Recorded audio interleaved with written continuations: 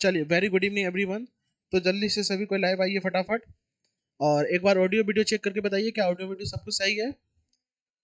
चलिए, और आप सब का मैथ का एग्जाम हो गया है, ठीक है। तो आप चाहे वो फर्स्ट सीटिंग हो चाहे सेकंड सीटिंग हो, हम क्वेश्चन देखे थे, क्वेश्चन तो बहुत आसान है, ज़्यादा कोई हार्ड क्वेश्चन है ही नहीं, ठीक है। और आपसे यही उम्मीद होगा कि आप सभी क्वेश्चन का जवाब दिए होंगे, बहुत अच्छा एग्जाम गया होगा आप लोग का। बात समझ में आ रहा है क्या? ऑब्जेक्टिव हो सब्जेक्टिव हो, सारा का सारा बहुत ही अच्छा क्वेश्चन है। कोई ऐसा क्वेश्चन ही नहीं है जो कि आपको बहुत ज़्यादा हार्ड लगता हो या फिर जो बहुत ज़्यादा दिक्कत देता हो। हालांकि अगर अच्छे से पढ़े हैं तो कोई इशू नहीं होने वाला है। बात समझ में आ रहा है क्या? आप एक बार जरूर जल्दी से बताइएगा, क्या आज का आपका एग्जाम अच्छा गया, यस या नो? फटाफट बताइए जल्दी से, ताकि कल के लिए हम लोग तैयार हो सके। बात समझ में आ रहा है? कल का आप लोग का एग्जाम है संस्कृत का, तो आइए हम लोग संस्कृत को करते हैं, ठीक है। आइए संस्कृत को करेंगे। आज हम लोग संस्कृत का जो बचा हुआ चैप्टर है उसको हम लोग कंप्लीट कर लेंगे, ठीक है। बचा हुआ चैप्टर को कंप्लीट कर लेंगे। और याद रखिएगा, इस आप इस क्लास को कर लीजिए। इस क्लास करने के बाद जो है, आप जो पहले वाला क्लास है जिसमें और सब चैप्टर के बारे में ऑब्जेक्टिव या और सब चैप्टर का जो ऑब्जेक्टिव, उसको आप देख जरूर लीजिएगा एक बार, ठीक है, क्योंकि ऑब्जेक्टिव इसी से रहने वाला है, ठीक है। तो इतना आप केवल ध्यान रखिएगा, क्योंकि ऑब्जेक्टिव और लिखने वाला तो हम बता ही देंगे कि क्या लिखना है, ठीक है। और आप लोग पत्र लेखन ये सब मालूम ही है, हम आप लोगों को बताए हुए ही हैं। तो चलिए, आज ऑब्जेक्टिव को हम लोग पूरा का पूरा कंप्लीट कर लेते हैं, जिससे कि आपको कल कोई दिक्कत ना हो। चलिए, तो आज हम लोग क्लास को आगे बढ़ाते हैं। तो पहले क्वेश्चन की तरफ चलते हैं। ये आपका पाटलिपुत्र वैभवम जो चैप्टर है, इस चैप्टर का ये क्वेश्चन है। इससे ऑब्जेक्टिव क्वेश्चन सब आता है काफी ज्यादा। तो आइए देखते हैं। पहला क्वेश्चन देखिए क्या कह रहा है। पटना जो है, पटना शब्द किस शब्द से बना हुआ है? ये जो पटना शब्द है, ये पटना शब्द किस शब्द से मिलकर के बना हुआ है? ए नंबर है पटन देवी, बी नंबर दिया है पाटली, सी नंबर दिया है पतन, या डी नंबर दिया है पाटन। जल्दी से बताइएगा। ये जो पटना शहर जो अभी देख रहे करंट में, जो पटना शहर है, वो किस शहर से बना हुआ है? ये पतन शहर से बना हुआ है, पतन। ये आपका क्या हो जाएगा? ऑप्शन नंबर सी जो होगा वो बिल्कुल सही हो जाएगा, ऑप्शन नंबर सी, ठीक है। चलिए, क्वेश्चन नंबर 2 देखिए क्या कह रहा है। गुरु गोविंद सिंह किस धर्म के गुरु थे? गुरु गोविंद सिंह जो है वो किस धर्म के गुरु थे? हिंदू धर्म के थे, जैन धर्म के थे, बौद्ध धर्म के थे, या सिख धर्म के थे? जल्दी से बताइएगा। गुरु गोविंद सिंह जो है वो किस धर्म के गुरु थे? तो गुरु गोविंद सिंह जो है वो सिख धर्म के। आप लोग का जवाब बिल्कुल सही आ रहा है, आप लोग का जवाब, ठीक है। सिख धर्म के वो क्या थे? गुरु थे। क्वेश्चन नंबर 3 देखिए क्या कह रहा है। पटना में गंगा नदी पर कौन सेतु है? राजेंद्र सेतु है, धनुष सेतु है, गांधी सेतु है, या जगजीवन सेतु है? जल्दी से बताइएगा। पटना में जो राजेंद्र नगर है, उस राजेंद्र नगर में, सॉरी, पटना में गंगा नदी पर कौन सा सेतु है? तो वह है गांधी सेतु। कौन सा है? गांधी सेतु है। आपका 3 का सी नंबर बिल्कुल सही। आप लोग जवाब देते रहिएगा, ठीक है। चलिए, बिल्कुल सबको जवाब देते रहिएगा, वेरी गुड। आइए 4 नंबर क्वेश्चन देखिए क्या बोल रहा है। पाटलिपुत्र किस नदी के किनारे अवस्थित है? तो पाटलिपुत्र गंगा नदी के किनारे अवस्थित है, सोन नदी के किनारे अवस्थित है, पुनपुन नदी के किनारे अवस्थित है, गंडक नदी के किनारे है? जल्दी से बताइएगा कि पाटलिपुत्र जो है वो किस नदी के किनारे अवस्थित है। तो पाटलिपुत्र गंगा नदी के किनारे अवस्थित है। कौन सा नदी होगा बाबू आपका? गंगा नदी। पाटलिपुत्र जो है वो गंगा नदी के किनारे अवस्थित है। 5वां नंबर क्वेश्चन। राजशेखर का प्रमुख काव्य ग्रंथ कौन है? ए नंबर काव्य प्रकाश, बी नंबर काव्य मीमांसा, सी नंबर साहित्य दर्पण, या डी नंबर कुट्टनिमत। क्या क्या है? कुट्टनिमत। जल्दी से बताइएगा। राजशेखर का प्रमुख काव्य खंड जो है वो कौन सा है? किसका? राजशेखर का। फटाफट बताइएगा। तो आपका हो गया काव्य मासा, काव्यमी माशा, काव्यमी मासा आपको जो होगा बिल्कुल सही होगा। 6 नंबर देखिए क्वेश्चन क्या कर रहा है। किसके काल में पाटलिपुत्र की रक्षा व्यवस्था उत्कृष्ट थी? चंद्रगुप्त मौर्य की, समुद्रगुप्त की, कुमार गुप्त की, या इनमें से कोई नहीं? जल्दी से बताइएगा। किस समय, मतलब कि उस समय किनका शासन काल था जिसके कारण उस जगह की जो सुरक्षा व्यवस्था था वो बहुत ही उत्कृष्ट था? फटाफट बताइएगा।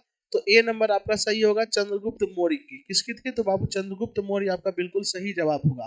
क्वेश्चन नंबर 7 देखिए क्या कह रहा है। सिखों के 10वें गुरु कौन थे? तो सिखों के 10वें गुरु गुरु नानक थे, गुरु तेग बहादुर थे, गुरु गोविंद सिंह थे, या गुरु रामदास थे? जल्दी से बताइएगा। सिखों के 8वें गुरु कौन थे? फटाफट बताइएगा, तेजी से जवाब देते रहिए जल्दी से। तो गुरु गोविंद सिंह थे। कौन थे? गुरु गोविंद सिंह थे सिखों के 10वें गुरु, ठीक है। 8वां नंबर देखिए क्या बोल रहा है। पाटलिपुत्र किस प्रांत की राजधानी है? बिहार की है, केरल की है, झारखंड की है, या पश्चिम बंगाल की है? फटाफट बताइएगा, जल्दी से बताइएगा। ये जो पाटलिपुत्र है वो किस प्रांत की राजधानी है? पाटलिपुत्र किस प्रांत की राजधानी है?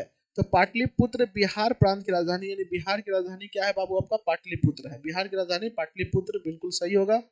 9वां नंबर क्वेश्चन की तरफ चलते हैं। देखिए क्या बोल रहा है, पाटलिपुत्र वैभवम पाठ में किस शहर का वर्णन किया गया है? भागलपुर का, जो हमारा शहर है, वाराणसी का, पटना का या इलाहाबाद का? जल्दी से बता दीजिए, पाटलिपुत्र वैभवम पाठ में किस शहर का वर्णन किया गया है?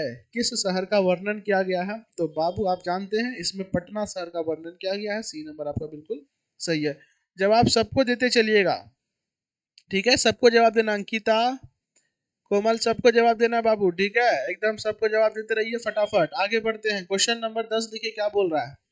दामोदर गुप्त ने किस काव्य की रचना की? ए नंबर काव्य मीमांसा की, बी नंबर रुद्राक्षस की, सी नंबर मृक्ष कटिकी या डी नंबर कुटनीमत की? जल्दी से बता दीजिएगा फटाफट। दामोदर गुप्त ने किस काव्य की रचना की? दामोदर गुप्त ने किस काव्य की रचना की? तो कुटनीमत की। ऑप्शन नंबर आपका डी बिल्कुल सही होगा, कुटनीमत की रचना की।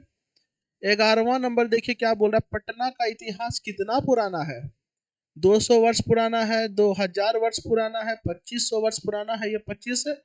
दोनों में एक ही चीज है, जल्दी से बताइएगा। पटना का जो इतिहास है वो कितना साल पुराना है? पटना का इतिहास तो आपका होगा 2500 वर्ष पुराना है। आप सी बोलिए या डी बोलिए, एक ही बात है, 2500 वर्ष पुराना है पटना का इतिहास, ठीक है? 12 नंबर देखिए क्या बोला, सरस्वती का कुल गृह कौन सा महानगर था? सरस्वती का भागलपुर, नालंदा, पाटलिपुत्र या दरभंगा? जल्दी से बताइएगा, सरस्वती का कुल गिरी जो है वो कौन सा महानगर था? कौन सा महानगर था? तो पाटलिपुत्र। क्या था? पाटलिपुत्र जो था वो सरस्वती का कुलगिरी था, ठीक है? महानगर था। 13 नंबर देखिए क्वेश्चन क्या बोल रहा है, परिभूतपुर, क्या बोल रहा है, परिभूत पुरंदर स्थानम की संज्ञा किसे दी गई है? पाटलिपुत्र नगर नगर को, गुप्त वंश को, बुद्ध को या मुद्राक्षस को? जल्दी से बताइएगा। परिभूत पुरंदर स्थानम की रचना स्थानम की संज्ञा किसे दी गई है? तो आपका हो जाएगा पाटलिपुत्र नगर को। किसको? पाटलिपुत्र नगर को दी गई है, ठीक है? क्वेश्चन नंबर 14 देखिए क्या बोल रहा है, गुरु गोविंद सिंह का जन्म स्थल कहाँ है? ए नंबर पाटलिपुत्रम है, कलिंगम है, सी नंबर उत्कल प्रांत है, या डी नंबर इनमें से कोई नहीं? जल्दी से बताइएगा, गुरु गोविंद सिंह का जन्म स्थल कहाँ है? गुरु गोविंद सिंह का जन्म स्थल आप जान रहे हैं, पटना यानी पाटलिपुत्रम है। क्या है? पाटलिपुत्रम यानी पाटलिपुत्र है। चलिए 15 नंबर देखिए क्या बोल रहा है, यूनान का राजदूत कौन था? मेगास्थनीज था, फाहियान था, हुएंगसान था या क्या इत्सिंग था? यूनान का राजदूत जो है वो कौन था? यूनान का राजदूत कौन था? तो यूनान का राजदूत था मेगास्थनीज। कौन था? मेगास्थनीज जो है वो यूनान का राजदूत था। तो आपका हो जाएगा सही जवाब, ये बिल्कुल सही जवाब हो जाएगा। बात समझ में आ रहा है क्या? क्वेश्चन नंबर 16 जल्दी से बताइए कि मेगास्थनीज पटना किसके समय में आया था? अशोक के समय में, मुगल वंश काल के समय में, चंद्रगुप्त मौर्य के समय में या अंग्रेजों के समय में? जल्दी से आप बताइए, हम 2 मिनट में आ रहे हैं। आप इसका जवाब जल्दी से दीजिए।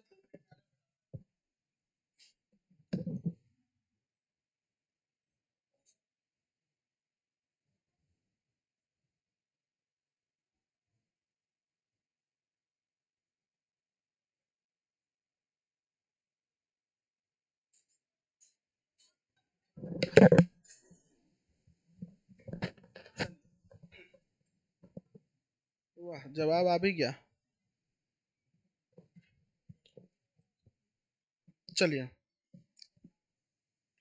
देखिए, मेगास्थनीज पटना किसके समय में आया था? तो चंद्रगुप्त मौर्य के समय में। सी नंबर आपका बिल्कुल सही है, चंद्रगुप्त मौर्य के समय में मेगास्थनीज जो है ना वो पटना आया था। क्वेश्चन नंबर 17 देखिए क्या बोल रहा है, पाटली सॉरी पाटल पुष्पों की पुतलिका रचना के आधार पर पटना का कौन सा नाम है? ए नंबर पुष्पपुर है, बी नंबर कुसुमपुर है, सी नंबर पाटलिपुत्र है या डी नंबर पटना है? जल्दी से आप लोग बताइएगा, पाटल पुष्पों की पुतलिका रचना के आधार पर पटना का कौन सा नाम है? पटना का कौन सा नाम है? जल्दी से बताइएगा। तो पटना का नाम है पाटलिपुत्र। क्या नाम है? पाटलिपुत्र हो जाएगा, ठीक है? 18 नंबर देखिए क्वेश्चन बोल रहा है पाटलिपुत्र पटना के नाम से कब से प्रसिद्ध हुआ? मुगल वंश काल से, गुप्त वंश काल से, मध्य काल से या मध्य काल से? ये डी, सी और डी जो है ना एक ही है, जल्दी से बताइएगा। 18 नंबर का जल्दी से जवाब दीजिएगा। तो मध्य काल से ये जो है पटना का जो नाम पाटलिपुत्र है वो फेमस हो गया। ठीक है। 19 नंबर देखिए क्या बोल रहा है पटना में कौन सी क्या है कौमुदी महोत्सव कब मनाया जाता है? पटना में कब मनाया जाता था? गुप्त वंश काल में, मुगल वंश काल में, अशोक के समय में या अंग्रेजों के समय में? जल्दी से बताइएगा। पटना में कौमुदी महोत्सव जो है वो पटना में वो कब मनाया जाता था? जल्दी से बताइएगा। तो वो होगा गुप्त वंश के काल में। गुप्त वंश के काल में पटना में महुदी क्या कहते हैं कौमुदी महोत्सव मनाया जाता था। 20 नंबर क्वेश्चन देखिए क्या बोल रहा है कुट्टनिमत्तम काव्य के कवि कौन है? ए नंबर राजशेखर है, बी नंबर दामोदर गुप्त है, सी नंबर विशाख विशाख दत्त है या डी नंबर कालिदास है? जल्दी से बताइएगा, फटाफट बताइएगा। 20 नंबर का जवाब जल्दी से दीजिए। चलिए दामोदर गुप्त होगा। कौन होगा? दामोदर गुप्त। ठीक है। क्वेश्चन नंबर 21 देखिए क्या बोल रहा है कौमुदी महोत्सव किस ऋतु में मनाया जाता था? वसंत ऋतु में, वर्षा ऋतु में, ग्रीष्म ऋतु में या शरद ऋतु में? कौमुदी महोत्सव जो है वो किस ऋतु में मनाया जाता था? कौमुदी महोत्सव, तो कौमुदी महोत्सव शरद ऋतु में मनाया जाता था। कब मनाया जाता था? शरद ऋतु में, सर्दी के ऋतु में मनाया जाता था। ठीक है। 22 नंबर देखिए क्वेश्चन क्या बोल रहा है पटना नगर की पालिका देवी कौन है? शीतला देवी है, काली देवी है, पटन देवी है, ये गौरी देवी है। तो पटना नगर की पालिका देवी कौन है? पटन देवी है। कौन है? तो पटन देवी। सी नंबर आपका बिल्कुल सही है। आप लोग का जवाब भी एकदम इसी तरीके से आते रहना चाहिए। 23 नंबर क्या बोल रहा है पटना में हमेशा युद्ध, आग और बाढ़ का भय रहेगा? किसने कहा था? भगवान बुद्ध ने कहा था, भगवान महावीर ने कहा था, चंद्रगुप्त मौर्य ने कहा था, मेगास्थनीज ने कहा था? जल्दी से बताइएगा। पटना के बारे में ये बात किनके द्वारा कहा गया था? तो भगवान बुद्ध के द्वारा कहा गया था। भगवान बुद्ध के द्वारा ये बात कहा गया था। क्वेश्चन नंबर 24 गोल घर कहाँ है? दरभंगा में है, पटना में है, भागलपुर में है या गया में है? तो आप लोग को मालूम होना चाहिए ये जो गोल घर है ये पटना में है। कहाँ पर है? पटना में है। गोल घर कहाँ है बाबू आपका? पटना में है। ठीक है। 25 नंबर देखिए क्या करा है व्रहिम का अर्थ क्या है? व्रही आग है, हवा है, पानी है या आकाश है? जल्दी से बताइएगा। व्रही का अर्थ जो है वो क्या है? व्रही का अर्थ क्या है? तो आग है। आपका ए नंबर बिल्कुल सही है। क्या है? आग है। व्रही का अर्थ क्या है बाबू आपका? आग है। ठीक है। चलिए अब हम लोग चलते हैं नेक्स्ट चैप्टर जिसका नाम है संस्कृत साहित्य लेखिका। इसका पहला क्वेश्चन देखिए क्या कह रहा है विजय जयंका का समय क्या है? जल्दी से आप बताइए ना।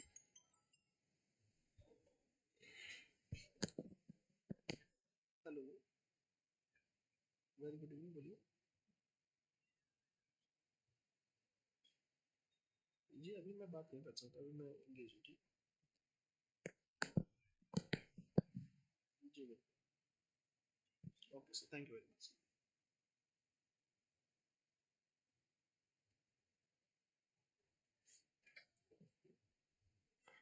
चलिए क्षमा चाहेंगे, फोन आ गया था। ठीक है। चलिए आइए।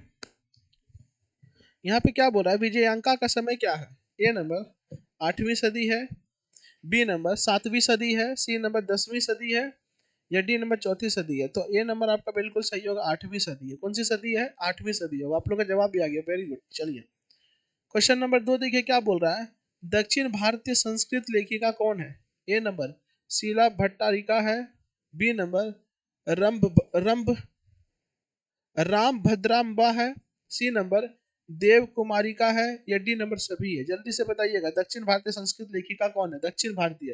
तो दक्षिण भारतीय के सभी तीनों है। तो ऑप्शन नंबर डी बिल्कुल सही होगा, सभी। ठीक है।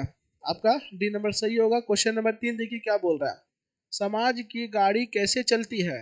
पुरुषों से, नारियों से, पुरुष और नारियों दोनों से यह बच्चों से। समाज की गाड़ी कैसे चलती है? तो समाज की गाड़ी पुरुष और नारियों दोनों से चलती है। समझ में आ रहा है क्या?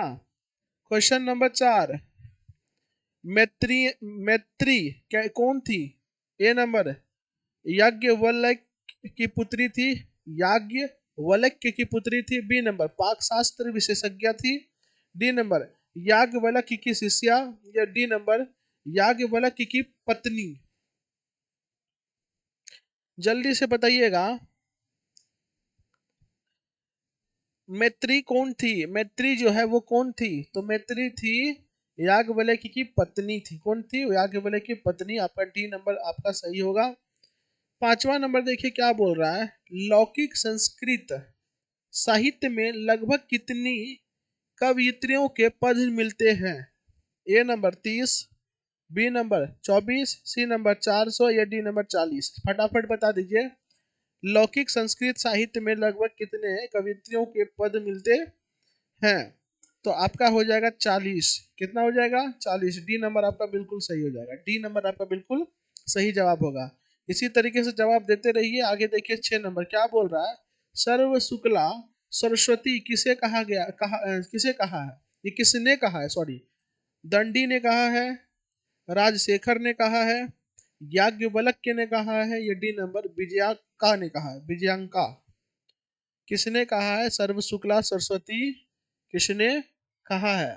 तो ये हो जाएगा आपका दंडी ने कहा है। कौन कहा है? दंडी। ये नंबर आपका सही हो जाएगा। ठीक है, चलिए 7 नंबर, ऋग्वेद में कितने महिला ऋषिकाओं का वर्णन प्राप्त है? 24 का, 25 का, 23 का, या 26 का? ऋग्वेद में कितने महिला ऋषिकाओं का वर्णन प्राप्त है? किस वेद में? तो ऋग्वेद में। तो ऋग्वेद में जो टोटल 24 महिला ऋषिकाओं का वर्णन प्राप्त है। ठीक है। 8 नंबर, शंकर चरित्र के रचनाकार कौन है? ए नंबर पंडिता क्षमाराव है, बी नंबर वरमाला भावलकर है, सी नंबर विजयांका है, या डी नंबर मिथिलेश कुमारी मिश्र है। फटाफट बताइएगा। तो आपका होगा पंडिता क्षमाराव। ठीक है, क्षमाराव। आपका ये नंबर सही हो जाएगा। क्वेश्चन नंबर 9 देखिए क्या बोल रहा है, जनक की सभा में शास्त्रार्थ कुशला कौन थी? सुलभा थी, गौरगी थी, मैत्री थी, या यमी थी? जल्दी से बताइएगा। जनक की सभा में फटाफट बताइएगा। 9 नंबर का जवाब दीजिए एकदम तेजी से, जल्दी से दीजिए। तो बी नंबर आपका सही होगा, गार्गी थी। क्या थी? गार्गी। बी नंबर आपका सही होगा। क्या हो गया? गार्गी। 10 नंबर देखिए क्या बोल रहा है, वरमाला भवालकर किस काल की संस्कृत कवियत्री थी? ए नंबर प्राचीन काल की, बी नंबर अति प्राचीन काल की, सी नंबर मध्यकाल की, या डी नंबर वर्तमान काल की? जल्दी से बताइएगा। वनमाला भवालकर किस काल की संस्कृत कवित्री थी? संस्कृत की कवित्री जो थी वो किस काल की थी? तो वो थी आपका वर्तमान काल। ठीक है, वर्तमान काल आपका। 11 नंबर क्या कर रहा है, आधुनिक काल की संस्कृत लेखिकाओं में कौन अतीब प्रसिद्ध है अभी के समय में? विभराव है, आभाराव है, क्षमाराव है, या रामा राव है? जल्दी से बताइएगा, अभी के समय में कौन सबसे ज्यादा प्रसिद्ध है?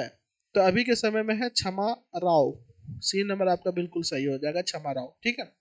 12 नंबर क्वेश्चन देखिए क्या बोल रहा है, याज्ञवल्क्य अपनी पत्नी मैत्री को किसकी शिक्षा देते थे? ए नंबर भारतीय संस्कार की, बी नंबर न्याय योग की, सी नंबर आत्म तत्व की, या डी नंबर साख्य की? फटाफट बताइएगा। किसकी देते थे? तो आत्म तत्व की क्या कहते हैं, शिक्षा देते थे, आत्म तत्व। 13 नंबर देखिए क्या बोल रहा है, विजय भट्टारिका किसकी पत्नी थी? ए नंबर चंद्रादित्य की, चंद्रगुप्त की, चंद्रकिशोर की, या चंद्रशेखर की? जल्दी से बताइएगा। विजय भट्टारिका किसकी पत्नी थी? विजय भट्टारिका किसकी पत्नी थी? तो विजय भट्टारिका चंद्रादित्य की पत्नी थी। ए नंबर आपका सही होगा, चंद्रादित्य की। ठीक है, चलिए जवाब एकदम देते रहिएगा। क्लास को एकदम तेजी तेजी से खींचेंगे। बात समझ में आ रहा है क्या? ताकि आपके पास प्रॉपर समय मिले और आप जा करके और भी काम को कर सके, अर्थात मतलब रिवीजन कुछ कर सके। ठीक है, इसीलिए ज्यादा हम आपका टाइम नहीं लेंगे, टेंशन मत लीजिए। 14 नंबर देखिए क्वेश्चन क्या कह रहा है, पंडिता क्षमाराव द्वारा रचित सत्याग्रह गीता किसके दर्शन द्वारा प्रभावित है? महात्मा गांधी, जवाहरलाल नेहरू, रानी लक्ष्मीबाई या इंदिरा गांधी? जल्दी से बताइए 14 नंबर का जवाब फटाफट। तो ये होगा महात्मा गांधी। क्या हो जाएगा आपका? महात्मा गांधी। ठीक है। क्वेश्चन नंबर 15 देखिए क्या बोल रहा है। याज्ञवल्क्य ने आत्म तत्व की शिक्षा किसको दी थी? ए नंबर मैत्री को, बी नंबर गार्गी को, सी नंबर सुलभा को, डी नंबर राम भद्राम्बा को? जल्दी से बताइएगा। याज्ञवल्क्य ने, फटाफट फटाफट बताइए। चलिए, मैत्री को दी थी। ये 18 नंबर 16 नंबर देखिए क्या बोल रहा है। गंगा देवी का समय क्या है? ए नंबर 14वीं सदी, बी नंबर 8वीं सदी, सी नंबर 9वीं सदी, डी नंबर 12वीं सदी? जल्दी से जवाब दीजिए।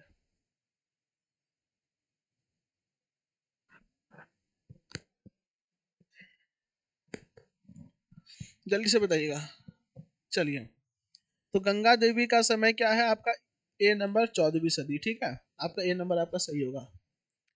17 नंबर देखिए क्या बोल रहा है। आधुनिक काल की संस्कृत कावित्री कौन है? आधुनिक काल की। ए नंबर तिरुमलाम्बा है, बी नंबर विजयांका है, सी नंबर सुलभा है, डी नंबर पंडिता क्षमाराव है? फटाफट बताइएगा। आधुनिक काल की संस्कृत कवित्री कौन है? अभी के समय में संस्कृत कवित्री कौन है? संस्कृत कवित्री, तो संस्कृत कवित्री है पंडिता क्षमाराव। आपका डी नंबर बिल्कुल सही होगा। पंडिता क्षमा राव जो है ये संस्कृत की क्या है? कवि है। 18 नंबर महाभारत में किस लेखिका का उल्लेख मिलता है? गार्गी का, मैत्री का, सुलभा का या यमी का? महाभारत में किस लेखिका का उल्लेख मिलता है? महाभारत में किस लेखिका का उल्लेख मिलता है? तो सुलभा का मिलता है। सी नंबर आपका बिल्कुल सही हो जाएगा। ठीक है, किसका मिलता है? सुलभा का मिलता है, सी नंबर। ठीक है, 2 मिनट रुकेगा, आ रहे हैं हम। 2 मिनट। नेक्स्ट क्वेश्चन को आप देखिए।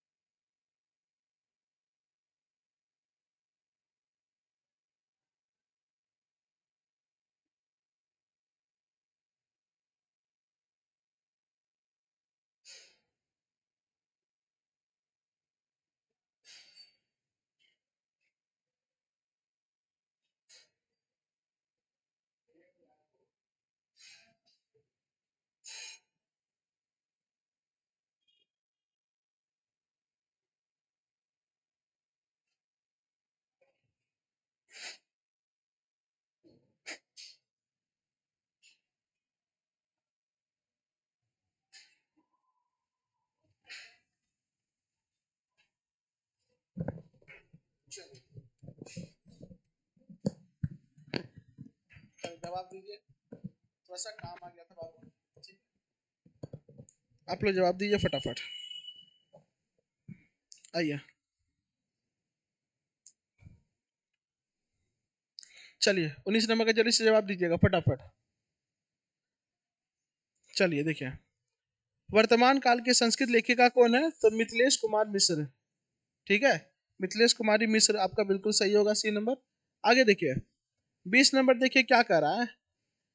अच्युतराय कहाँ के राजा थे? ए नंबर विजयनगर के थे, बी नंबर राजनगर के थे, सी नंबर होगा त्रिविंदुकार के थे, या डी नंबर हस्तिनापुर के थे? जल्दी से बताइएगा। जल्दी से बताइएगा। अच्युतकार कहाँ के राजा थे? तो विजयनगर के राजा थे। कहाँ के थे? विजयनगर। आपका ये नंबर बिल्कुल सही होगा।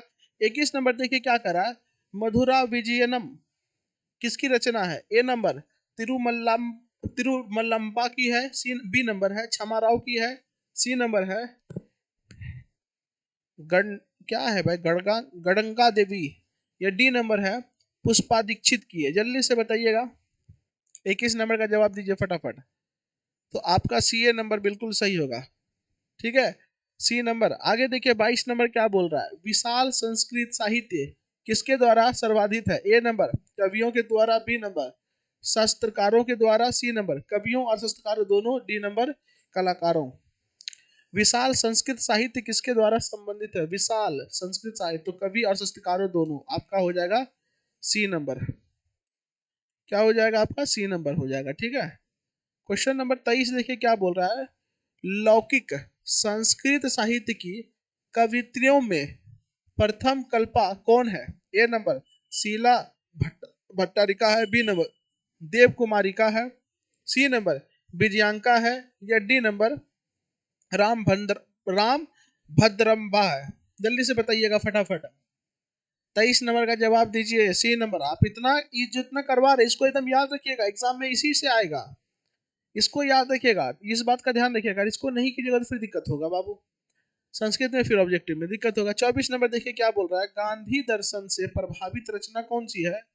एक नंबर है शंकर चरितम है। बी नंबर है मधुरा विजयनम है। सी नंबर है सत्याग्रह गीता है। या डी नंबर है वरदाम वरदा वरदाम्बिका परिणय। जल्दी से बताइए क्या है। गांधी दर्शन से प्रभावित रचना कौन सा है? गांधी दर्शन से, तो गांधी दर्शन से प्रभावित रचना है सत्याग्रह गीता। सत्याग्रह गीता। 25 नंबर देखिए क्या बोल रहा है, कल्पन राय का समय क्या है? ए नंबर कल्पन राय का 12वीं शताब्दी, 14वीं शताब्दी, 10वीं शताब्दी या 6ठी शताब्दी। जल्दी से बताइए कल्पन राय का। जल्दी से बताइएगा फटाफट। तो ये हो जाएगा आपका बी नंबर 14वीं शताब्दी। कौन सा है? 14वीं शताब्दी। आपका बी नंबर बिल्कुल सही हो जाएगा। ठीक है, चलिए। तो अब आप लोग जल्दी से नेक्स्ट चैप्टर में हम लोग चलते हैं।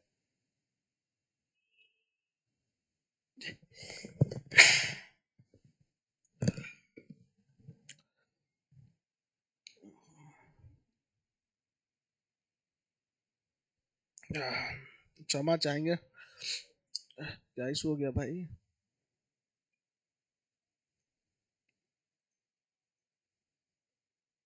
चलिए देखियो, अगला जो चैप्टर है वो है भारतीय संस्कार का। पहला क्वेश्चन देखिए क्या बोल रहा है, शिष्यावस्था के संस्कार कितने हैं? ए नंबर 6 गो है, 5 गो है, 1 है या 3 है। शिष्यावस्था का जो संस्कार है वो कितना है? तो शिष्यावस्था का संस्कार है 6। 6 संस्कार है शिष्यावस्था में। कितना संस्कार है? आपका 6 संस्कार है। 2 नंबर देखिए क्या बोल रहा है, पुष्पवन संस्कार कब होता है? ए नंबर मरणोपरांत होता है। बी नंबर जन्मोपरांत होता है। सी नंबर जन्म के पहले होता है। डी नंबर गृहस्थाश्रम में होता है। जल्दी से बताइएगा पुष्पवन संस्कार कब होता है? पुष्पवन संस्कार जो होता है वो जन्म के पहले होता है। किसके पहले होता है? जन्म के पहले होता है। ठीक है, 3 नंबर क्वेश्चन क्या बोल रहा है, प्राचीन काल में शिष्य को क्या कहा जाता था? ब्रह्मचारी कहा जाता था, विद्यार्थी कहा जाता था, बटुक कहा जाता था या छात्र कहा जाता था। जल्दी से बताइएगा। तो प्राचीन काल में शिष्य को ब्रह्मचारी कहा जाता था। क्या कहा जाता? ब्रह्मचारी। क्या कहा जाता था? ब्रह्मचारी। 4 नंबर देखिए क्या बोल रहा है, बागदान किस संस्कार में होता है? ए नंबर उपनयन में। बी नंबर विवाह में। सी नंबर पुष्पवन में या डी नंबर निष्क्रमण में। बागदान, बागदान जो होता है वो संस्कार जो है वो किस में होता है? तो वो होता है विवाह में। किस में होता है? विवाह संस्कार में होता है। विवाह भी एक प्रकार का संस्कार ही है।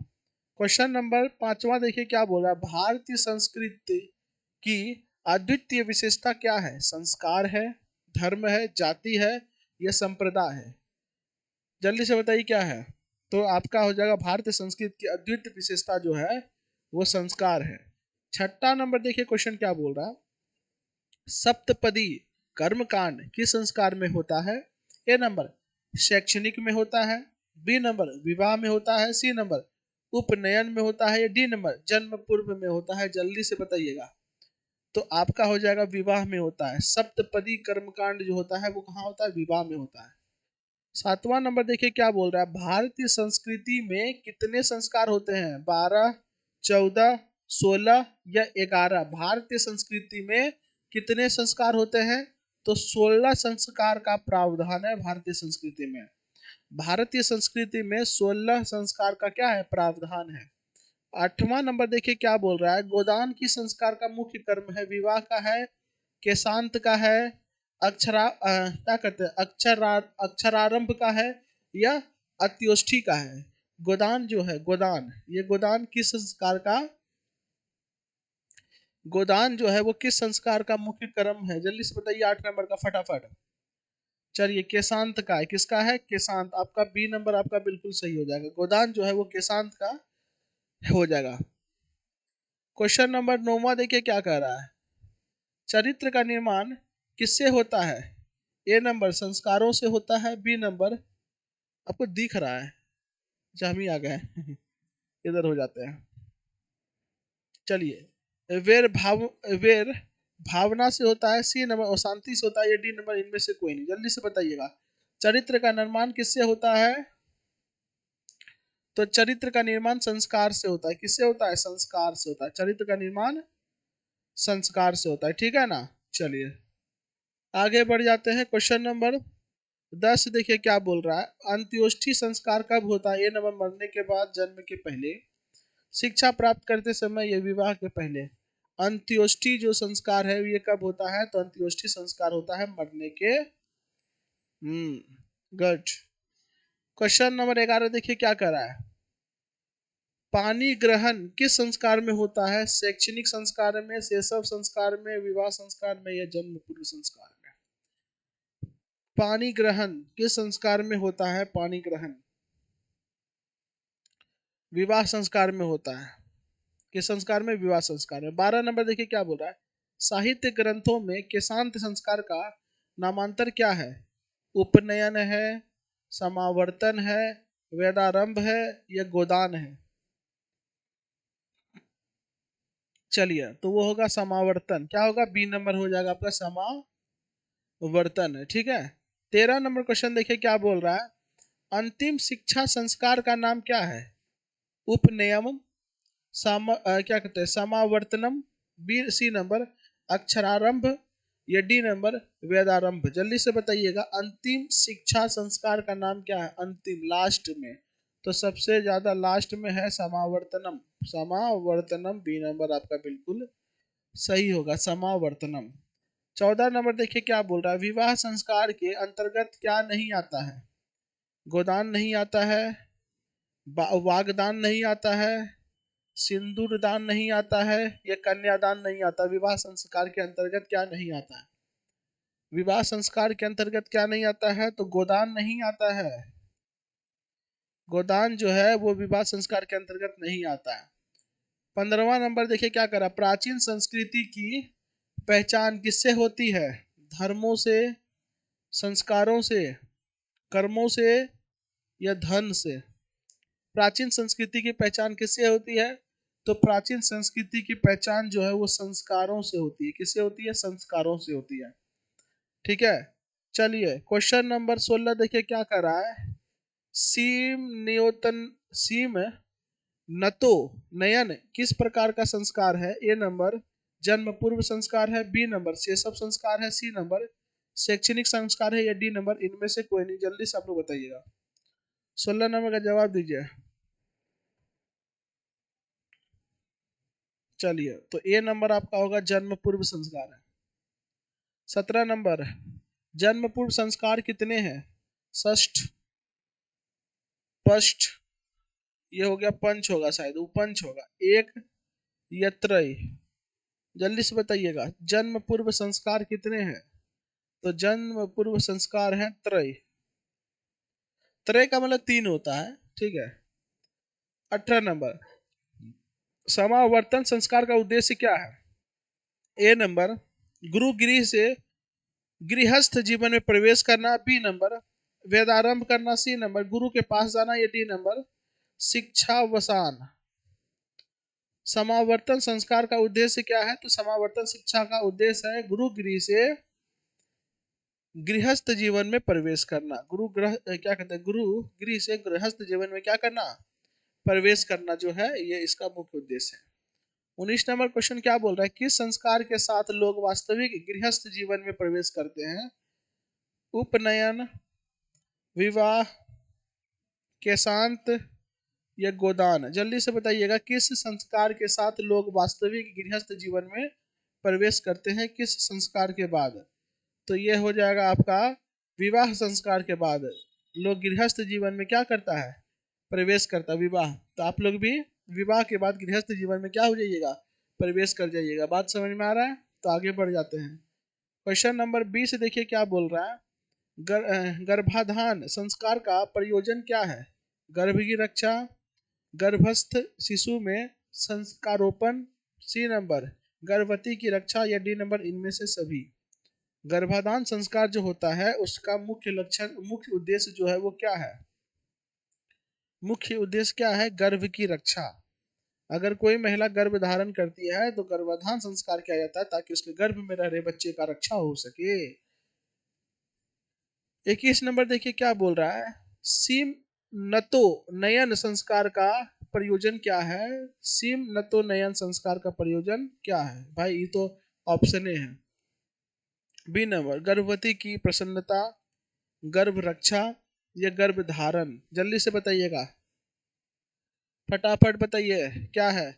तो गर्भवती की प्रसन्नता। बी नंबर आपका बिल्कुल सही होगा, गर्भवती की प्रसन्नता। 22 नंबर, भारतीय जीवन दर्शन का महत्वपूर्ण उपादान क्या है? ए नंबर, जाति प्रथा। बी नंबर, धर्म है। सी नंबर, संस्कार है। या डी नंबर, वर्ण व्यवस्था है। भारतीय जीवन दर्शन का महत्वपूर्ण उपादान क्या है? महत्वपूर्ण उपादान, तो महत्वपूर्ण उपादान है संस्कार। क्या है आपका? संस्कार हो जाएगा। सी नंबर आपका बिल्कुल सही हो जाएगा। ठीक है। क्वेश्चन नंबर 23 देखिए क्या बोल रहा है। केशांत संस्कार कहाँ होता है? गुरु गृह में होता है, पितृ गृह में होता है। सी नंबर, राजभवन में होता है। या मातृक में होता है। केशांत संस्कार कहाँ होता है? तो केशांत संस्कार जो होता है वो गुरु गृह में होता है। कहाँ होता है? गुरु गृह में, गुरु के घर में होता है केशांत संस्कार। ठीक है। चलिए अब हम लोग अगला चैप्टर स्टार्ट करते हैं जिसका नाम है स्वामी दयानंद। क्या नाम है? स्वामी दयानंद। इसके बाद एक चैप्टर बचेगा जो कि उसको भी हम लोग खत्म करके टेंशन फ्री हो जाएंगे। स्वामी दयानंद, पहला क्वेश्चन देखिए क्या कर रहा है। स्वामी दयानंद के लिए कौन पर्व उद्बोधक सिद्ध हुआ? उद्बोधक सिद्ध हुआ। A number, Durga Puja. B number, Deepavali. C number, Ramnavami. या डी नंबर, शिवरात्रि। जल्दी से बताइएगा, स्वामी दयानंद के लिए कौन पर्व उद्बोधक सिद्ध हुआ? चलिए, शिवरात्रि। किस, क्या हो जाएगा आपका? डी नंबर बिल्कुल सही हो जाएगा। शिवरात्रि जो है उद्बोधक सिद्ध हुआ। दूसरा नंबर क्वेश्चन देखिए क्या कर रहा है। स्वामी दयानंद का जन्म किस गांव में हुआ था? कंटारा में हुआ था, कटरा में हुआ था, टंकारा में हुआ था, भिकनटोला में हुआ था? स्वामी दयानंद का सी नंबर, टंकारा में हुआ था। कहाँ हुआ था? टंकारा। चलिए, तीसरा नंबर देखिए क्या कर रहा है। स्वामी दयानंद का जन्म किस परिवार में हुआ था? वो धार्मिक, एकल, संयुक्त या कर्मकांडी?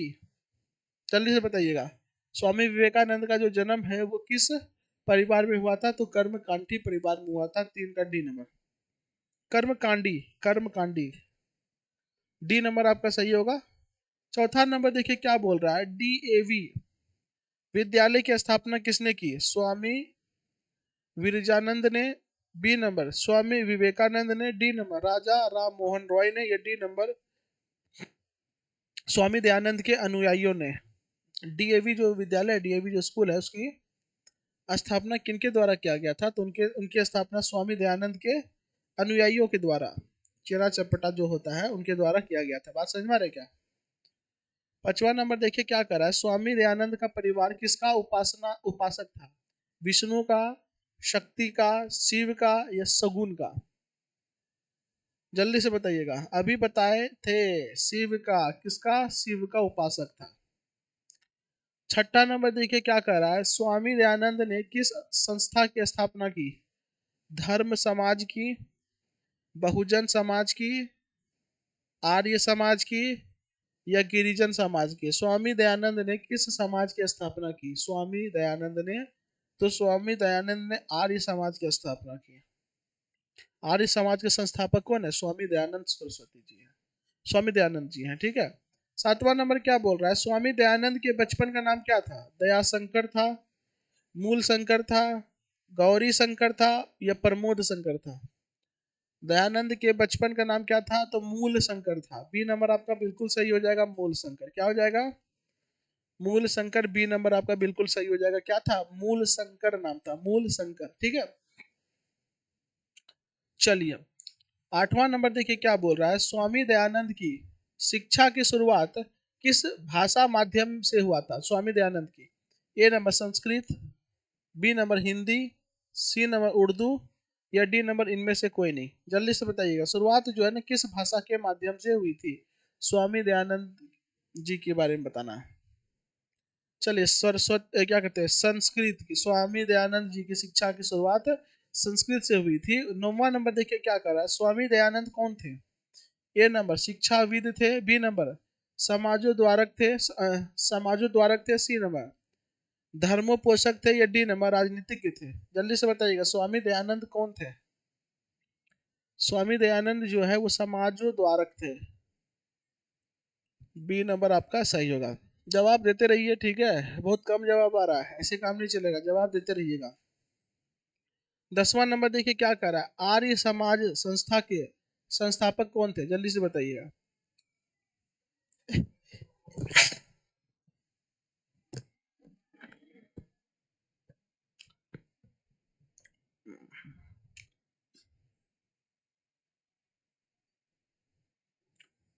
जल्दी से बताइएगा।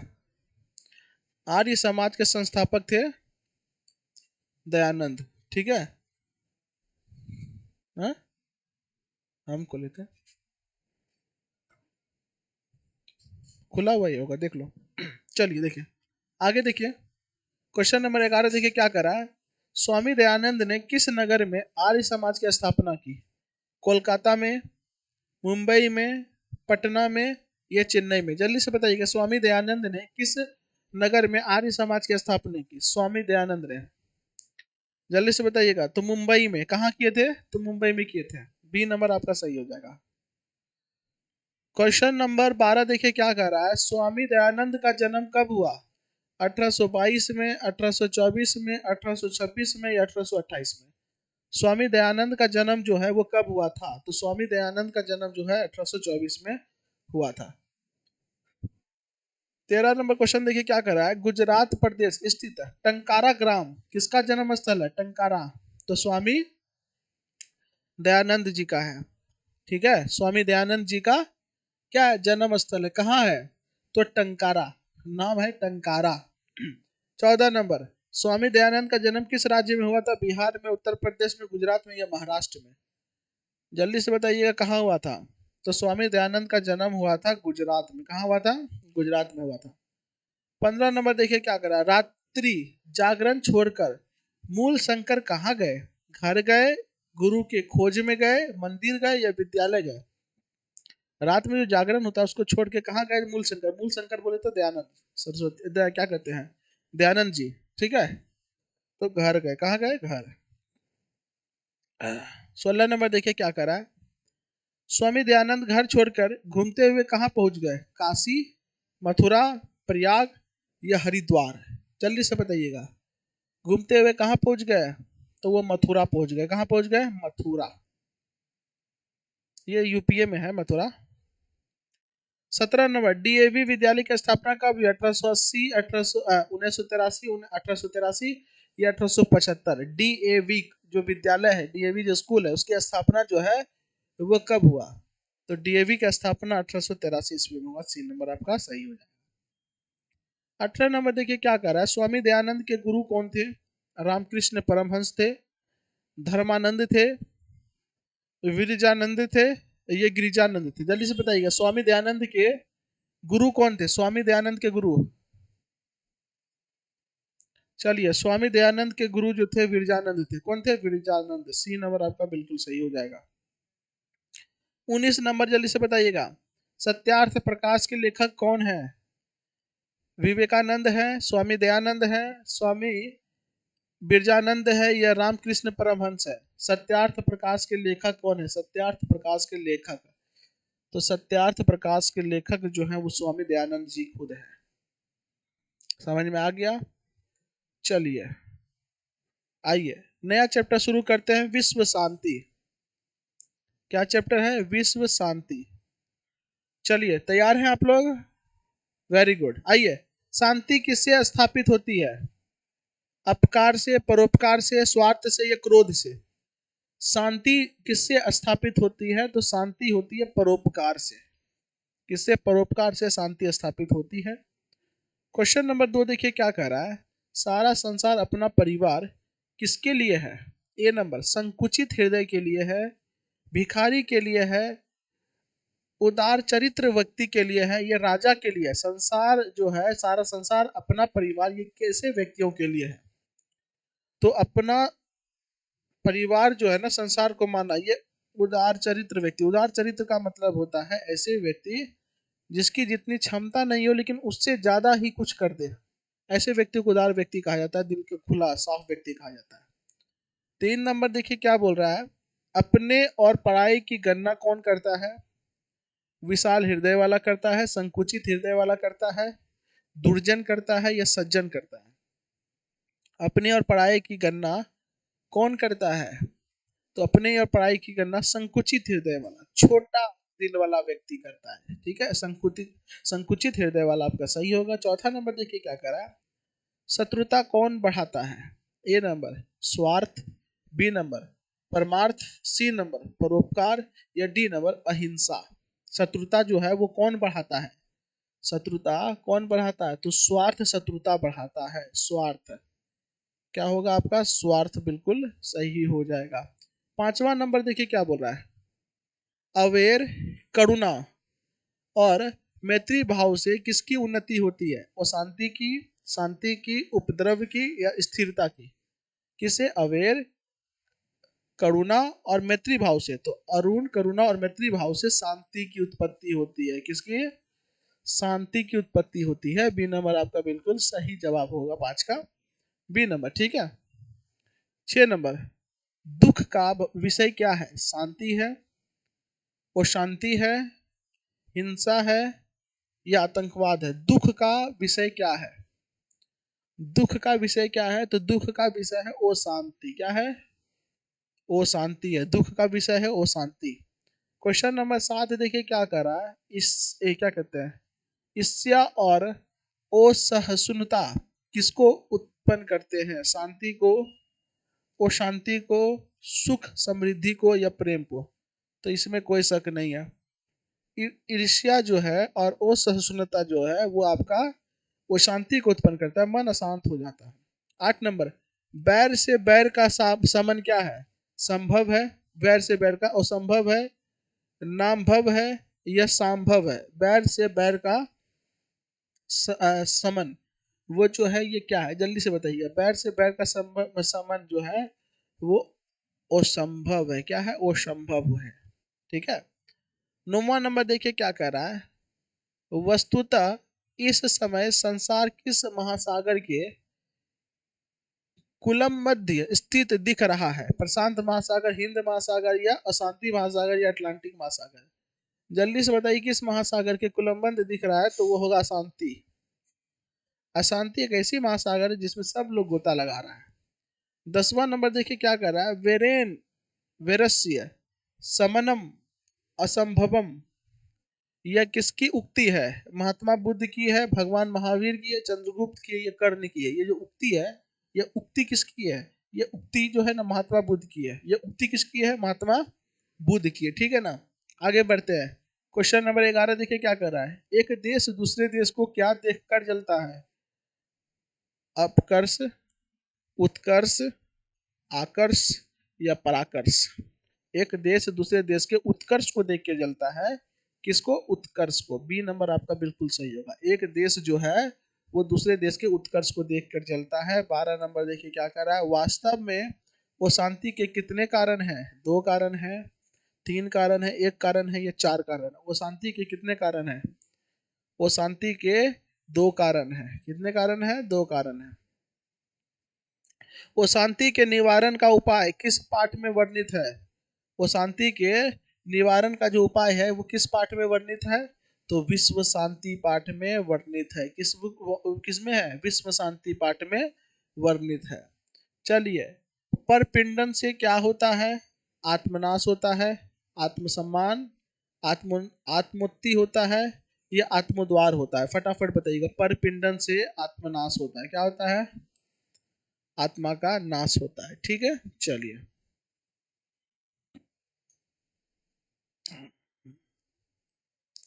तो आप लोग को सबसे पहले क्या करना है, ये जितना भी ऑब्जेक्टिव है ये ऑब्जेक्टिव को आपको कर लेना है।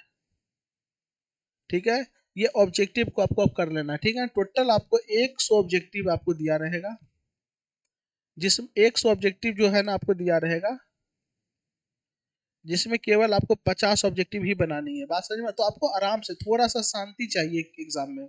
जितना पेशेंस रखिएगा उतनी अच्छे से आप चीजों को कर पाइएगा। बात समझ में आ रही है? तो एकदम आराम से, शांति मन से, चित्त मन से बढ़िया से आप लोग को क्या करना है, एग्जाम देना है एकदम टेंशन फ्री होकर के ऑब्जेक्टिव को। ठीक। और थोड़ा सा अभी देखिए, पढ़ने के बाद आपको सेल्फ स्टडी करना है, वो याद रखिएगा। ये पढ़ा हुआ याद रखने वाला नहीं है। ऑनलाइन से पढ़ा हुआ चीज लॉन्ग लास्टिंग नहीं होता है। सेल्फ स्टडी कीजिएगा तब वो लॉन्ग लास्टिंग, तब आपको याद रहेगा। इस बात का हमेशा ध्यान रखिए। ये चीज आप अनुभव भी क्यों नहीं, आप ऑनलाइन खूब पढ़ते हैं खूब, लेकिन याद क्या को रहता है वो आपको मालूम है। तो इस चीज का ध्यान रखिएगा। इसके बाद आपको थोड़ा सा जाकर के अपना भी खुद से पढ़ना है। ठीक है। आप ऑनलाइन इतना पढ़ते हैं, याद इतनी को रहता है, ऑफलाइन इतनी को पढ़ते हैं, लेकिन सब याद हो जाता है आपको। समझ में आ रहा है क्या? इस चीज का थोड़ा सा आपको ध्यान रखना। चलिए, आइए थोड़ा सब्जेक्टिव जो इम्पोर्टेंट चीज है, जो कि आना ही आना है, इसमें कोई किंतु परंतु नहीं, उसको हम लोग देखते हैं। सबसे पहले आप इस चीज का ध्यान रखिएगा। आपको जो इसी तरीके से खंड बी करके आपको है ना, यहाँ पर विषय निष्ठ प्रश्न मिलेगा। क्या मिलेगा? विषय निष्ठ, यानी विषय से रिलेटेड आपको प्रश्न मिलेगा। जिसमें देखिए पहला क्वेश्चन लिखा रहेगा, अधोलिखित गद्यांशों को पढ़ के, अधो मतलब नीचे जो लिखा गया है, पढ़कर उस पर आधारित प्रश्नों का उत्तर निर्देशानुसार दीजिए। आपको जो यहाँ दिया हुआ है, इसका आपको उत्तर जो है ना, जैसा जैसा निर्देश दिया है उसी हिसाब से देना है। पहला आपको क्या अपना पढ़ना है। आपको पढ़ने के पहले हम आपको बता देते हैं, कभी भी गद्यांश देना तो आप पहले क्वेश्चन को पढ़िए। क्वेश्चन देखिए, पहला क्वेश्चन क्या बोल रहा है, एक पदेन उत्तरन, यानी एक पद में आपको उत्तर देना है। क्या बोल रहा है? को नंबर, कुत्र दीपावल्या अतीव महत्व अस्ति। अब हिंदी नहीं मालूम है, हम जान रहे हैं, तो कोई दिक्कत वाली बात नहीं है। दीपावली का मतलब आप समझ रहे हैं, बात समझ में? अस्थि का मतलब है महत्व का मतलब आपको थोड़ा मोटा मोटी अंदाजा लगा सकते हैं कि महत्व के बारे में बताया गया है। तो अपने दिमाग में लगाइए, दीपावली के महत्व के बारे में बताया गया है। अगला क्या है, श्री रामचंद्र का हत्वा स्वपत्नी सीता विमोचितवाना। अब इसके बारे में भी कहा गया, हालांकि इसको हम जब पढ़ेंगे तो अभी इसका निकालेंगे। आगे देखिए क्या कर रहा है, क्वेश्चन नंबर 2 देखिए इसी का। इसमें बोल रहा है, ये जो दोनों कीजिएगा 2 नंबर मिलेगा, इसको कीजिएगा 4 नंबर मिलेगा, आगे मिलेगा 5 नंबर। टोटल हो गया आपका 4, 2 छो 1 7 नंबर का गया, एक हो गया। और एक और इसी तरह का रहेगा, टोटल 7 7 14 नंबर का आपको केवल गद्यांश आएगा। ठीक है। क्या बोल रहा है, लोकेन श्री रामचंद्र स्वागत कथा कृतम, यानी कि जो लोग है वो श्री रामचंद्र जी के स्वागत में क्या किए, वो आगे इस पे दिया हुआ है। कदा प्रभृति भारतीय प्रतिवर्ष स्वगृहतेषु दीपमाला क्रियते, यानी कि भारत जो है वो प्रतिवर्ष हर साल जो है वो इसी तरीके से दीपावली के शुभ अवसर पर दिया हुआ जलाता है। ठीक है, इसके बारे में आपको बताना है। तो पहला देखिए, कुत्र दीपावल्या अतीव महत्व अस्ति। तो दीपावली पर्व भारते अतीव महत्वपूर्ण अस्ति, तो कहेगा कि कहाँ का दीपावली जो है ना वो कहाँ का महत्वपूर्ण क्या कहते त्योहार है, तो बोले दीपावली भारते, भारत का महत्वपूर्ण त्योहार है। कहाँ का है? भारत का है। ठीक है। श्री रामचंद्र का हस्तवा स्वपत्नी सीता विमोचते, तो कह रहा है, सूर्यते यत अस्मिना दीने त्रेतायुगे मर्यादा पुरुषोत्तम श्री राम पितु आज्ञा परिपालयने चतुर्दश चतुर चतुर्दश वर्ष पर्यंत वने उपस्थिता राक्षस राज रावण हत्या तस्य बंधनाता स्वपत्नी सीता च विमुत्स्य। देखिए यहाँ पर अब मिलने लगा आपको। यहाँ पर देखिए क्या बोल रहा है, श्री राम के हत्वा। अब यहाँ देखिए हत्वा का मतलब अब आपको यहाँ समझ में आ गया, रावण हत्वा, रावण का हत्या करके। तो बोल रहा है श्री, अभी देखो ये समझ में नहीं आ रहा था, लेकिन आप पढ़ने के बाद, ऊपर पढ़ने के बाद थोड़ा सा दिमाग घूम रहा है। ठीक है, कि श्री रामचंद्र के हत्वा स्वपत्नी सीता विमोचित, मतलब कि श्री राम जो है ना, वो अपने पत्नी को बचाने के लिए किनकी हत्या किए थे। तो वो यहाँ पर देखो यही सब चीज लिखा है, लिखेगा रावण, इसकी रावण की हत्या किए थे। आगे देखिए क्या कर रहा है, लोकेन श्री रामचंद्र स्वागते कथा कीर्तम। अब यहाँ पर ये सब चीज खोजिए, लोकेन श्री रामचंद्र से स्वागतम कथा कीर्तम, ये सब खोजिए आप, ये सब जिसे खोजिएगा ना आपको ये सब मिलेगा। आगे देखते हैं, देखिए अयोध्या नगरी निर्वत अस्ति तदा च तस्य स्वागत लोकेन। देखो ये लोकेन मिला ना, अब जैसे लोकेन मिला ना, यहीं से सीधा काटो ये पूरा का पूरा, और लोकेन जहाँ खत्म हो रहा है वहां तक डाल दो, हो गया। टेंशन फ्री रहो, टेंशन फ्री रहो। दूसरा देखिए करा, कदा प्रभृते भारतीय प्रतिवर्ष स्वागतेशु दीपमाला। तो यहाँ पे ये सब खोजिए, देखो तत् प्रभृते मिल गया, प्रभृते मिल गया आपको, भारतेशु भारतेशु मिल गया आपको, प्रतिवर्ष प्रतिवर्ष मिल गया, ला यहाँ से काटो ये पूरा, यहाँ तक छाप दो, हो गया। बात समझ में आ रहा है क्या, ये हो गया। तीसरा नंबर क्या कर रहा है, अस्य गद्यांश एवं समुचित शीर्षक लिखिए। इसके इस गद्यांश के लिए वो शीर्षक लिखना, रामायणम लिख दो, रामायण के बारे में बताएगा तो रामायणम, जो आपको अच्छा लगे आपको ये को पात्र लिख दीजिए, बात खत्म है। तो आपको क्या करना है, कोई भी गद्यांश हो, गद्यांश को एक बार पहले क्वेश्चन पढ़ लीजिए, क्वेश्चन को खोजिए कहाँ पर है, अब वो बोला पूरा लाइन वहां लिख दीजिए, हो गया, बात खत्म है। क्वेश्चन पढ़ना है, क्वेश्चन का जो वर्ड मिल गया, जिस वर्ड जो लाइन में आपको वो वर्ड मिला है उसको आप पूरा पूरा लाइन को लिख देना है। टेंशन फ्री, ज्यादा दिमाग नहीं लगाना, इस बात का ध्यान रखिएगा, साफ सुथरा लिखिए, नंबर आएगा। चलिए 7 नंबर इसमें, और 7 नंबर इसी तरह का एक और होगा, तो 14 नंबर उसको उठाना है। अगला देखिए आपको क्या रहेगा, लेगा निम्नलिखित में से किन्हीं 2 प्रश्नों का उत्तर दे। यहाँ पे टोटल 4 प्रश्न आपको दिया रहेगा, इसमें से 2 प्रश्न का उत्तर देना है। तो हम आपको बताए हैं पत्र, एक पत्र जो कि आप प्रधानाध्यापक को देंगे, जिसको आवेदन पत्र कहेंगे, और दूसरा जो अपने परिवार को देंगे, क्या देंगे, परिवार को। ये हम बताए हैं, आप उसको ये कीजिएगा। अभी क्लास खत्म होने के बाद तुरंत बैठ करके आपको सबसे पहले वही काम करना है कि पत्र को आपको क्या करना है, लिखना है। पत्र को क्या करना है, आप लिखना है, प्रैक्टिस करना है। देखिए किसके किसको, अपने विद्यालय में आयोजित स्वतंत्रता दिवस समारोह का वर्णन करते हुए मित्र को, तो ये मित्र को एक पत्र लिखना है। ठीक है। तीसरा नंबर देखिए, परीक्षा शुल्क माफ करने हेतु तो प्रधानाध्यापक, तो देखिए प्रधानाध्यापक को पत्र लिखिएगा, एक बार फॉर्मेट खाली याद रखना है, बाद में बीच में अपना घुसा देना है। अपने बड़े भाई को विवाह समारोह में क्या कहते हैं, सम्मिलित होने के लिए मित्र को एक निमंत्रण का पत्र संस्कृत में लिखिए, या अपनी छोटी बहन के को संस्कृत पढ़ाने के लिए प्रेरित करते हुए एक पत्र लिखे। तो किसी 2 गो पे पत्र लिखना है, कितना गो पे, 2 गो पे, एक पत्र का 4 नंबर, 2 का 8 नंबर हो जाएगा, तुरंत इसमें निपट जाइएगा। इसमें क्या कहा गया है, इसका टोटल 7 नंबर मिलेगा। आपको क्या करना है, अधोलिखिता में से किन्हीं एक विषय पर 7 वाक्यों में एक अनुच्छेद लिखे। आपको 7 वाक्य जिसमें आप सबसे ज्यादा बोल सकते हैं, सरस्वती पूजा पे आप सबसे ज्यादा बोल सकते हैं ना, तो सरस्वती पूजा को हिंदी में लिखिएगा, थोड़ा सा हलन तुलन दे दीजिएगा, ताकि वो लगे कि आपको क्या करना है, आपको संस्कृत में लिखना है। जैसे कि देखिए पहला ऐसी इस तरीके से लिखिए, एक पहला लाइन, दूसरा लाइन आगे, तीसरा लाइन आगे, चौथा लाइन आगे, ऐसे करके 7 लाइन लिखना है। ये ऐसे ऐसे करके नहीं लिखिएगा 7 लाइन, ये गलत हो जाएगा। आपको इसी तरीके से, ताकि एक लगे ना कि 4 से 5 लाइन का पैराग्राफ आपका है, इस तरीके से आपको ये लिखना है, संस्कृत में कोशिश करना है आपको। अभी प्रैक्टिस कर लीजिएगा, अब वही सब चीज आपको कुछ कुछ चीज ना आपको लिखना है। बात समझ में आ रहा है क्या, तो ये आप थोड़ा सा ध्यान रखिएगा। ठीक है, तो अभी आप क्या कीजिएगा, क्लास खत्म, जैसे अब तो क्लास खत्म ही होगा, आपको क्या करना है, ये प्रैक्टिस करना है। ठीक है, और ये आपको प्रैक्टिस करना है संस्कृत में लिख करके, ऑब्जेक्टिव एक बार देखिए, और आराम से टेंशन फ्री होकर के नींद लीजिए, और कोई दिक्कत वाली बात नहीं है। समझ में आ रहा है क्या, तो चलिए आज की क्लास को हम यहीं पे समाप्त करेंगे। ठीक है, और आपसे एक यही अनुरोध रहेगा कि आप जाइए आराम से घर में मन लगा के पढ़िए। ठीक है, समय का उपयोग कीजिए, संस्कृत है, आप आराम से इसमें नंबर अच्छा स्कोर कर सकते हैं। लिखने वाला है, अपने मन से भी कई सारी चीज़ों को आप लिख सकते हैं। बात समझ में आ रही है क्या? तो चलिए, ओके बाय, गुड नाइट, और कल के एग्ज़ाम के लिए आपको बेस्ट ऑफ लक।